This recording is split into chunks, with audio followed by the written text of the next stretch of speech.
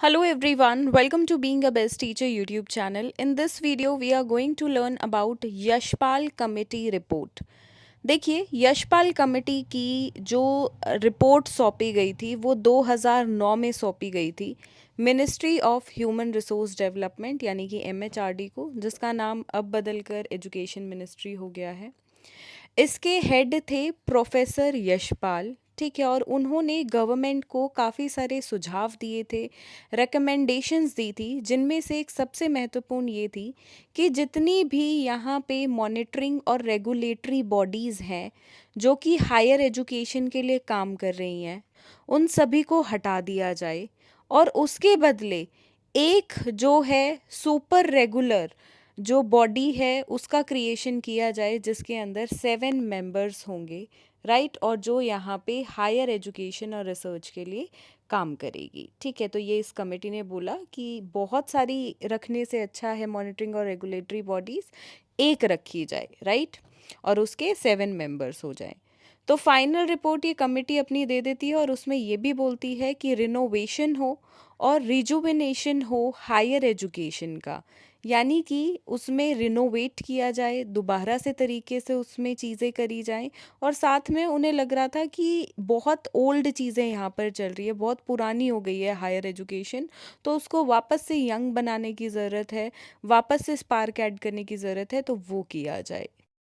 ये जो रिपोर्ट होती है टोटल 43 पेजेस की फाइनल रिपोर्ट होती है, जिसमें इस कमेटी ने एडवाइजेस दी होती हैं regarding rejuvenation and renovation of higher education, right. और किसको सौंपते हैं? ये सौंपते हैं ministry of human resource development MHRD को अपनी रिपोर्ट सौंपते हैं, राइट। अब आगे बढ़ते हैं इसके मेजर रिकमेंडेशंस की तरफ। तो पहला रिकमेंडेशंस जो इनका है कि जितनी भी रिसर्च बॉडीज़ हैं वो सारी कनेक्ट करिए यूनिवर्सिटी के साथ, ठीक है। और कुछ नई टीचिंग अपॉर्चुनिटीज़ जो रिसर्चर्स के लिए हैं उनको बढ़ावा मिले।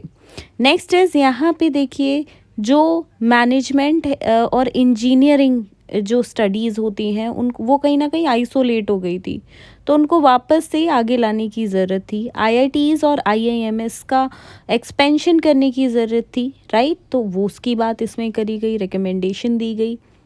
नेक्स्ट इज़ सिलेबस को जो है चेंज करने की ज़रूरत थी, वापस से फॉर्म में लाने की ज़रूरत थी टीचर और स्टूडेंट दोनों के लिए, जिसके अंदर ये बात करी गई कि यहाँ पे बच्चों को, स्टूडेंट्स को local issues, situations and problems के बारे में पढ़ाया जाए।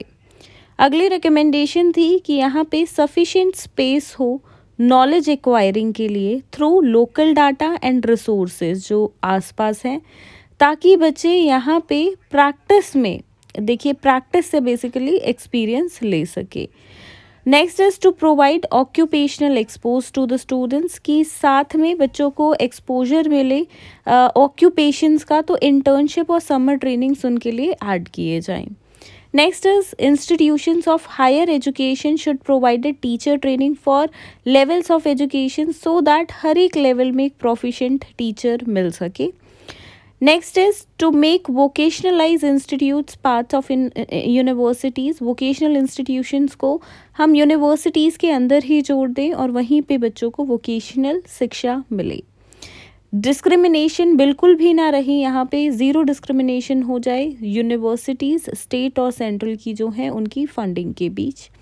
साथ में 3 टाइप की यूनिवर्सिटीज़ के क्रिएशन की बात करी गई। पहली थी state funded and own university, then private universities and those funded and run by the private public private partnership, ठीक है। ये सब साथ में मिलके काम करे, सभी पे ध्यान हो, राइट।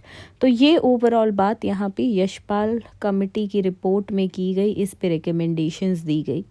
ध्यान रखिएगा कुछ मुख्य बिंदु जो हैं कि 2009 में यशपाल कमेटी ने अपनी रिपोर्ट सौंपी। रिपोर्ट किसको सौंपी? MHRD डिपार्टमेंट को। प्रोफेसर यशपाल जो थे वो इस कमेटी के हेड थे, और भी लोगों ने काम किया बट हेड ये थे, जिसमें जो छोटी छोटी मॉनिटरिंग और रेगुलेटरी बॉडीज़ थी उनको हटाने की बात करी गई और एक बॉडी जो है उसका गठन किया जाए, जो कि हुआ भी। National Commission for Higher Education and Research हमें देखने को मिला, और जो पहले से काम कर रही थी 13 existing professional councils and regulatories agencies, उसको इसी के साथ जो है एब्जॉर्ब कर लिया गया, जोड़ दिया गया। साथ में यहाँ पे UGC, medical college of India and AICTE इनके भी इम्पोर्टेंट रिकमेंडेशंस की बात इस कमेटी में की गई, राइट।